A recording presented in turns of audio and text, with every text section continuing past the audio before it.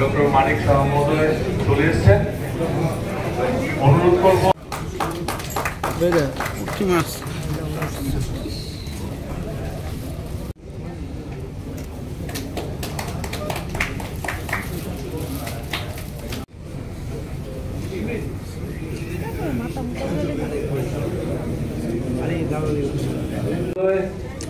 উপস্থিত আছেন আগরতলা পুর নিগমের মেয়র শ্রী দীপক মজুমদার মহোদয় এবং রতন সাহা মহোদয়।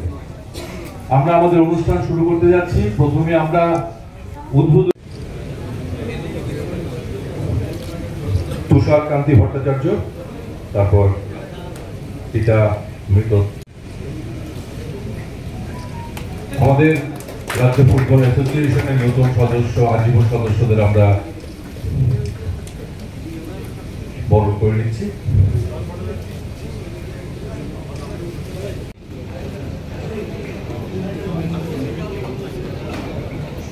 অ্যাসোসিয়েশনের উন্নয়নে তাদের ভূমিকা নিশ্চয়ই যথাযথ হবে।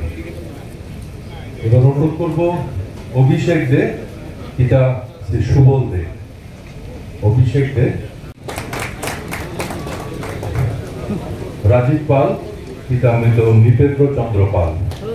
রাজীব পাল, পিতা মৃত নৃপেন্দ্র চন্দ্র পাল।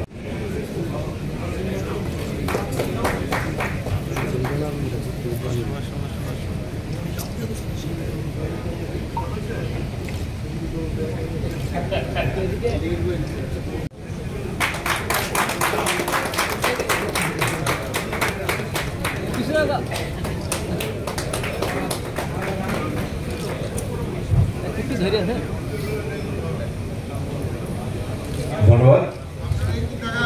ফুটবলকে ভালোবাসি, কিন্তু সরাসরি যুক্ত হওয়া, এখন তারা আমাদের কতটা ডাকবেন এটা তাদের বিষয়।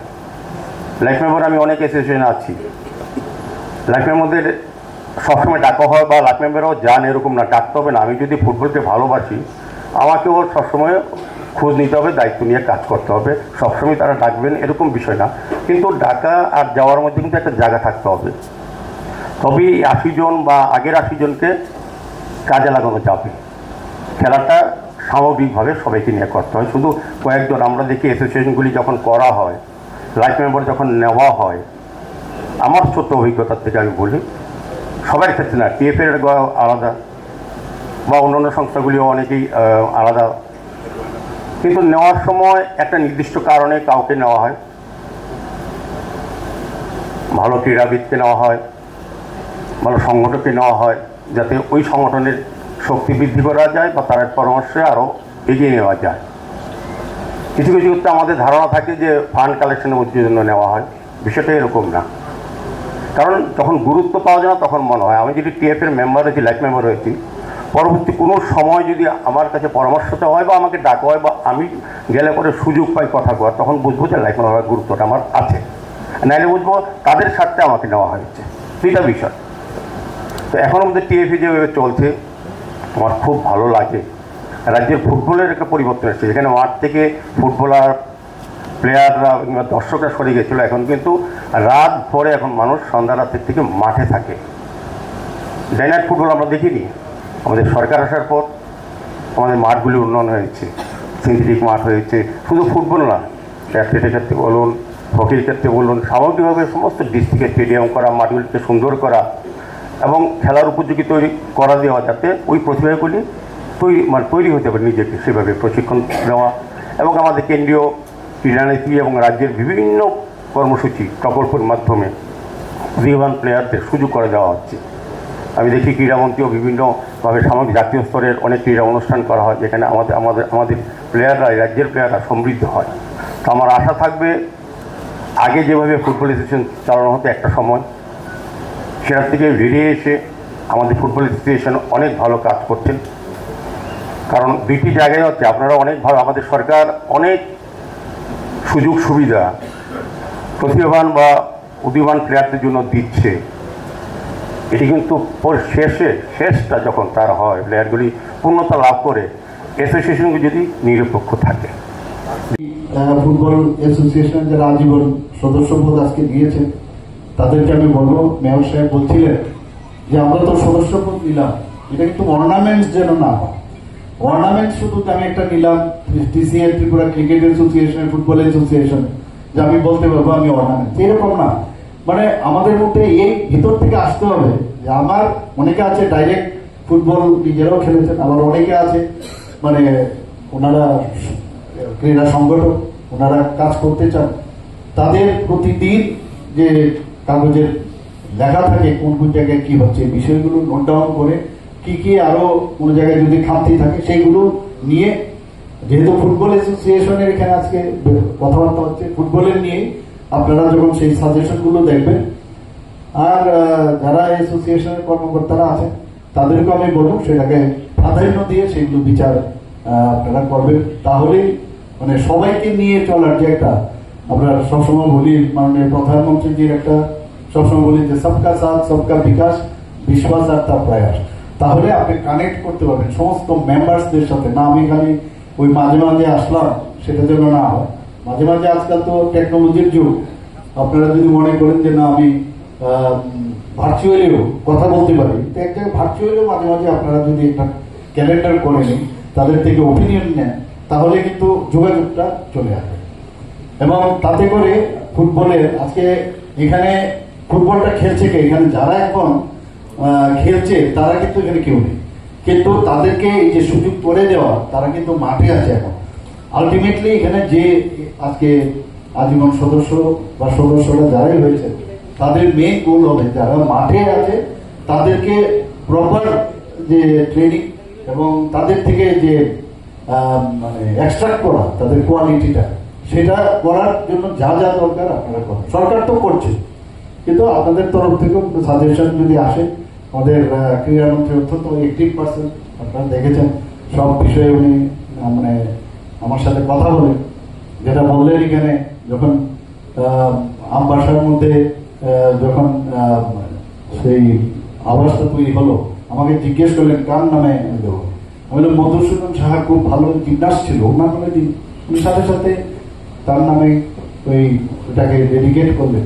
শুধু তাই নয়, দেবভক্তি জমতিয়া, যারা she was a very good athlete, national লেভেলে তার প্রচুর তার কৃতিত্ব ছিল। তার নামে ট্র্যাকটা আমরা বাধাঘাটে যেটা করলাম সেই ট্র্যাকটা ওনার নামে দিলাম। নন্দীবাবু যিনি গিয়ে ভালো হকি খেলতেন, ওনার নামে আমরা সেই হকি ফিল্ডটা ওনার নামে উৎসর্গ করলাম। আর যে ভট্টাচার্য বাবু, ওনার নামে আমরা তো একদম ছোট, তখন আমরা জানি যে ফুটবল খেলতে গিয়ে পেটের মধ্যে বল লেগে ওইখানে মারা গেছেন। তো কেননা নেক্সট জেনারেশন ওনারা কিন্তু এইগুলো জানেও না, তো এই শুধু নাম দিয়ে এই যে ট্রেডিশনটা সেটা কিন্তু সারা জীবন মনে থাকে। তো আমাদের সরকার এখন তো অনেক নেতা নেত্রীদের নামে এই স্টেডিয়াম করে এমন করে তেমন করে, কিন্তু আমরা কিন্তু যে জায়গায় যার স্থান দেওয়া দরকার সেটাকে দেওয়ার আমরা একটা নতুন ভাবে চিন্তা ভাবনা আমরা করছি। একটু আগে যেটা বললাম যে মেরে সামনের দিকে চলে যেতে হবে না, মেয়েরও যে টেকনিক ইউজ করে সামনের দিকে যাওয়া যায়, সেটাও এই যে পরিবর্তনের যে বিষয় সেগুলো নিয়ে আমরা সবসময় আমরা চিন্তা ভাবনা করি এবং তাতে কিন্তু সাকসেসও আসে। আমার পূর্ববর্তী বক্তারা অলরেডি বিস্তারিত আলোচনা করেছেন। আমরা ফুটবল নিয়ে যদি আমরা কথা বলি, ছোটবেলার থেকে আমরা দেখতাম যেটা যেন শেখানোর কোনো প্রয়োজন নেই, মাঠ দেখলেই প্রথমেই ফুটবল খেলতে হবে, এরকম একটা অবস্থা ছিল সব জায়গায়।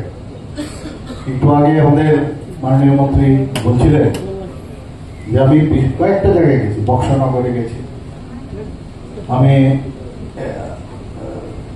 ঊনকোটি ডিস্ট্রিক্টে কটিখেলায় রবি গেছি, বিভিন্ন জায়গায় এত পরিমাণ লোক, মানে ভাবা যায় না যে এত ফুটবল প্রেমিক এই ত্রিপুরাতে আছে। এখন তো এখানে উমাকান্ত স্টেডিয়ামে যখন দেখি সন্ধ্যে থেকে শুরু করে মানে প্রায় রাত্র পর্যন্ত ক্রীড়ামন্ত্রীরা সেখানে পৌঁছে যান এবং এত সুন্দরভাবে খেলা হচ্ছে এবং খেলাটা শুধু ডিসিপ্লিনের মাধ্যমে খেলাধুলা। এই যে একটা ডিসিপ্লিনের মাধ্যমে খেলাধুলা সেটা কিন্তু খুব ইম্পর্টেন্ট। আগে আমরা যখন ফুটবল খেলতাম এইরকম একটা অবস্থা ছিল, জোরে গিয়ে কাউকে আঘাত করতে পারলে he is the best player, এরকম একটা অবস্থা ছিল। আমার নিজেরও এরকম পায়ের মধ্যে বোর্ড দিয়ে তোমার থায়ের মধ্যে মেরেছিল। তো গ্রামারটাই বুঝতো না যে কিভাবে খেলা যাবে। এখন বর্তমানে আমি যে জায়গায় আছি সেখানে আমি দেখি যে মেরে সামনের দিকে এগোতে হবে, না মেরেও যে সামনের দিকে এগোনো যায়, সেই টেকনিক যে নেওয়া, সেই যে ট্রেনিং সেইভাবে যে নেওয়া, সেটা এই পরিবর্তনের কিন্তু একটা, আমার মনে হয় এই খেলার থেকে আমাদের এই শিক্ষা নেওয়া উচিত। এখানে আমি দেখেছি যারা এখানে আমাদের মাননীয় মন্ত্রী বলছিলেন যে খালি আম্পায়ার মানে রেফারি খুব এখানে শর্টেজ, রেফারির সাথে সাথে লাইন্সম্যানেরও কিন্তু শর্টেজ আছে, পাশাপাশি কোচের খুব সমস্যা। এটা কোচের যে সংখ্যাটা আমার মনে হয় আরো বেশি পরিমাণে বাড়ানো উচিত। এবং আমি প্রণবকে আমি বলবো আপনারা খুব ভালো কাজ করছেন এবং আপনারা যে জায়গাটা ধরে রেখেছেন, আমাদের সরকারের পক্ষে কিন্তু অনেক সুবিধা হয় যে ঠিক আছে ফুটবল অ্যাসোসিয়েশন, ক্রিকেট অ্যাসোসিয়েশন, সেখানে যদি কোনো রকম দুর্নীতি ছাড়া যখন কোনো কাজ হয় আমরাও কিন্তু খানিকটা স্বস্তি নিঃশ্বাস ফেলতে পারি যে না, আমরা যাদের হাতে এই কাজটা দেওয়া হয়েছে ওনারা ঠিকভাবে চালাচ্ছে। তো এত সুন্দরভাবে কাজ চলছে, শুধু আজকে রাজ্যে না, ডিস্ট্রিক্ট এবং সাব ডিভিশন লেভেলেও আপনারা যাচ্ছেন। এবং ত্রিপুরা সরকারের তরফ থেকে আমরা যেটা বলা হয়েছে, আমাদের ইউথ এন্ড স্পোর্টস ডিপার্টমেন্ট থেকে তো বিশেষ করে এই ফুটবল গ্রাউন্ড, আমরা তো জীবনে কোনদিন ভাবতে পারিনি যে football turf, synthetic football turf ground হবে, সেটা ভাবাই যায়। দূর থেকে যখন দেখি, উপর থেকে বা যদি স্যাটেলাইটে দেখা যায়, এত সুন্দর লাগে একটা মাঠ। এটা নিয়ে অনেক কন্ট্রোভার্সি। তো কিছুদিন আগে আমার মনে আছে ইস্ট বেঙ্গল এবং মোহনবাগানের যারা প্লেয়াররা এখানে এসেছিলেন ইন্ডিয়া লেভেলে, ওনারা বলছিলেন যে আমরা ভাবতে পারি না ওয়েস্ট বেঙ্গলে এইভাবে ডেভেলপমেন্ট নেই। একদম পরিষ্কার ভাবে আমার বাংলাদেশ ওয়েস্ট বেঙ্গলে এই ধরনের ডেভেলপমেন্ট নেই। আমাদের ছোট্ট রাজ্য, ওরা অবাক হয়ে গেছে যে এতগুলো প্রায় 12টা থেকে 13টার মতো, প্রায় অনেকটি তো শুরু হয়ে গেছে, কয়েকটা আরো কাজ হবে। এত সুন্দর লাগে যে ইনফ্রাস্ট্রাকচার যদি ডেভেলপ আমরা করছি, পাশাপাশি ইনফ্রাস্ট্রাকচারের সাথে সাথে প্রপার ট্রেনিং। আমার সম্পর্কে আপনারা একটু আগে বলেছেন, যেহেতু আমি স্পোর্টসের সাথে যুক্ত, যে প্র্যাকটিসের কোনো অপশন থাকতে পারে না, যত বেশি যে কোনো সাবজেক্টেই হোক, কিন্তু খেলাধুলার ক্ষেত্রে প্র্যাকটিসের উপর কিছু হবে না। আর প্র্যাকটিস মানে কি, মানে উচ্চ গ্রামের প্র্যাকটিস হতে হবে, এরকম না যে কোনো রকমে আমি দৌড়লাম চলে এলাম, এরকম না। উচ্চ গ্রামের যা যা এর বেস্ট এখন ইন্টারন্যাশনাল লেভেলে যা যা আছে সেইগুলো আমাদের এখানে আনতে হবে। আমি প্রণব বাবুকে আমি বলবো এবং ওনার ফুল টিমকে আমি বলবো, আমাদের সরকারের তরফ থেকে আমাদের যা যা হেল্পের দরকার, আমরা চাই যে আমাদের ত্রিপুরা রাজ্যের এই বিভিন্ন যে সমস্ত সাবজেক্ট আছে সবকটাতে কিন্তু এখন সারা ভারতবর্ষের মধ্যে আমরা একটা উল্লেখযোগ্য স্থান আমরা এসেছি। তো ফুটবলেও কেন আমরা পেছনে থাকি, থার্ড পজিশন কেন না ফার্স্ট পজিশন। জিমন্যাস্টিকে যদি ধরতে পারি, আগে আমাদের সুইমিং এরও কিন্তু খুব ভালো নাম ছিল ত্রিপুরাতে, হকিতেও ছিল এরকম। তো আমরা এগুলো চাইছি যে আরো যে বেস্ট থেকে বেস্ট যেটা হয় সেটা যদি করা যায়, তাহলে এই যে ড্রাগ এডিকশনের তারা বলেছেন, তাতে ইয়াং জেনারেশন তার থেকে কিন্তু অনেকটা বেরিয়ে আসতে হবে।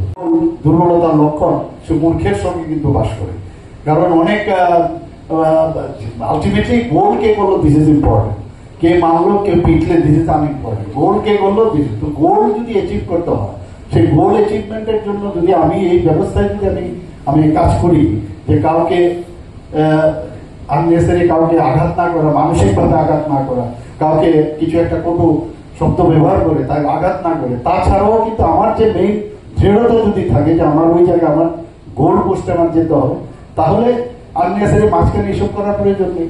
আমি এইসব করলাম, তারপর দেখা গেল সাসপেন্ড হয়ে গেলাম, তো এইভাবেও একটা চিন্তা ভাবনা করা যেতে পারে। এখানে আমি যারা নতুন নতুন যারা এখানে সদস্য আজকে মানে যারা আজীবন সদস্য হয়েছেন, তাদেরকে আমি একটা রিকোয়েস্ট করবো, আপনাদের এট বেস্ট যা যা আছে আপনার ভিতরে সবকিছু আছে, এটারও এক্সারসাইজ করতে। আমাদের অনেক সময় কি হয়, আমরা নিজেরা নিজেদের ব্রেনের কাজ না করতে করতে ব্রেনেরও কিন্তু দেখা যায় কাজই হয় না, কিছু চিন্তাও করতে হয়। যখন এই ফুটবলে আপনারা এসছেন, একজন ব্যক্তির পক্ষে দুজন ব্যক্তির পক্ষে অনেক কিছু ডিসিশন নেওয়া ভেরি টাফ হয়ে যায়। এতগুলো লোক আজকে আপনারা এসছেন এখানে আগে 1900 যে ফুটবল অ্যাসোসিয়েশন হচ্ছে 1985-এ সদস্য সংখ্যা ছিল 297 এবং 2021 সালে সেটা 156-তে দাঁড়ায় এবং 2024-এ প্রায় 136 জনকে আজীবন সদস্য পদ দেওয়া হয়। আজকে এখানে আরো 80 জনকে দেওয়া হয়েছে। তো এতগুলো লোকের মস্তিষ্ক যদি একসাথে হয় তাহলে কোন জায়গায় যাবে? আমি জানি এখানে একটা ফাইন্যান্সিয়াল একটা কনস্ট্রেন্ট আছে, আমি জানি, কিন্তু যদি যেভাবে এখন চলছে, কারণ ক্রিকেট অ্যাসোসিয়েশনের মতো ফুটবল না, সেখানে এত স্পন্সরশিপ আসে।